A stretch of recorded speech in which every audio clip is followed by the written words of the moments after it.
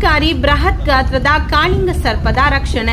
ಆಹಾರವನ್ನ ಹಿಂಬಾಲಿಸಿಕೊಂಡು ಬಂದ ಬೃಹತ್ ಗಾತ್ರದ ಕಾಳಿಂಗ ಸರ್ಪವೊಂದು ಆಹಾರವನ್ನ ತಿಂದು ಮನೆಯೊಂದರ ಪಕ್ಕದಲ್ಲೇ ಠಿಕಾಣಿ ಹೂಡಿದ ಘಟನೆ ದಕ್ಷಿಣ ಕನ್ನಡ ಜಿಲ್ಲೆಯ ಸುಳ್ಯ ತಾಲೂಕಿನ ಕಲ್ಮಡ್ಕ ಎಂಬಲ್ಲಿ ನಡೆದಿದೆ.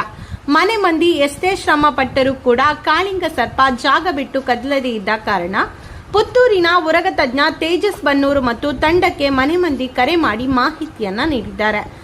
ಕಲ್ಮಡ್ಕದ ಮೇಲಿನ ಮನೆ ನಿವಾಸಿ ಸದಾಶಿವ ಭಟ್ ಎಂಬವರ ಮನೆಯ ಪಕ್ಕದ ತೋಟದಲ್ಲಿ ಅಳವಡಿಸಿರುವ ಕೊಳವೆಯೊಂದರ ಬಳಿ ಹಾವು ಮುದುಡಿಕೊಂಡು ಮಲಗಿರುವುದು ಪತ್ತೆಯಾಗಿತ್ತು.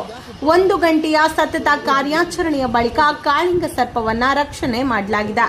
ತೇಜಸ್ ಬನ್ನೂರು, ಪುನೀತ್ ಮತ್ತು ಕೃಷ್ಣ ಈ ಕಾರ್ಯಾಚರಣೆಯಲ್ಲಿ ಭಾಗಿಯಾದರೆ ಅರಣ್ಯ ಇಲಾಖೆಯ ಆಕಾಶ್ ಮತ್ತು ಮೋಹನ್ ರಕ್ಷಿಸಿದ ಕಾಳಿಂಗವನ್ನ ಬಂಟಮಲೆ ಅರಣ್ಯಕ್ಕೆ ಬಿಡುವ ವ್ಯವಸ್ಥೆಯನ್ನ ಮಾಡಿದ್ದಾರೆ.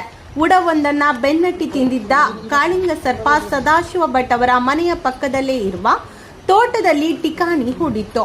ಸುಮಾರು 12 ಅಡಿ ಉದ್ದದ ಈ ಸರ್ಪ 14 ಕಿಲೋ ಭಾರವನ್ನ ಹೊಂದಿದ್ದ ಈ ಸರ್ಪವನ್ನ ರಾತ್ರಿ ವೇಳೆಯಲ್ಲೇ ಯಶಸ್ವಿ ಕಾರ್ಯಾಚರಣೆಯನ್ನ ಮಾಡುವ ಮೂಲಕ ರಕ್ಷಿಸಲಾಗಿದೆ. ಸಾಮಾನ್ಯವಾಗಿ ಕಾಳಿಂಗ ಸರ್ಪಗಳು ಆಹಾರವನ್ನ ತಿಂದ ಬಳಿಕ ಅದೇ ಸ್ಥಳದಲ್ಲೇ ಇರುತ್ತದೆ. ಒಂದು ವೇಳೆ ಕಾಳಿಂಗ ಸರ್ಪ ಹಾವನ್ನು ತಿಂದಿದ್ದಲ್ಲಿ ಸುಮಾರು 1 ವಾರ ಕಾಲ ತಿಂದ ಜಾಗ ಬಿಟ್ಟು ಕದಲುವುದಿಲ್ಲ. ಅದೇ ಪ್ರಕಾರ ಉಡವನ್ನ ತಿಂದಿದ್ದಲ್ಲಿ ಸುಮಾರು 15 ದಿನಗಳ ಕಾಲ ಅಲ್ಲೇ ಜಾಗದಲ್ಲೇ ಉಳಿಯುತ್ತದೆ. ಕಾಳಿಂಗ ಸರ್ಪಗಳು ಒಂದು ಬಾರಿ ಆಹಾರ ತಿಂದ ಬಳಿಕ 10 ರಿಂದ 15 ದಿನಗಳ ಕಾಲ ಆಹಾರವನ್ನೇ ತಿನ್ನದೆ ಬದುಕುತ್ತದೆ.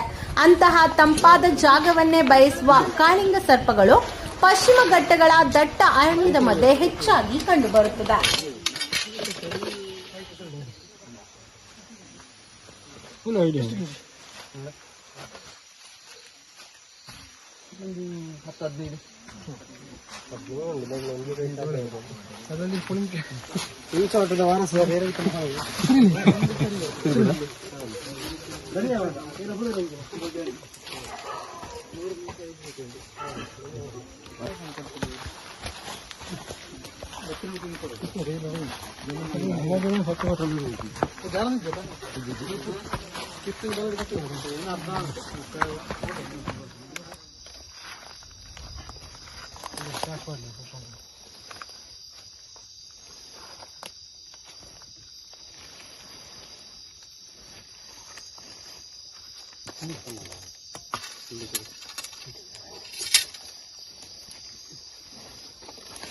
ತಲೆ ಎಲ್ಲಿಂದ ಗೊತ್ತಿಲ್ಲ.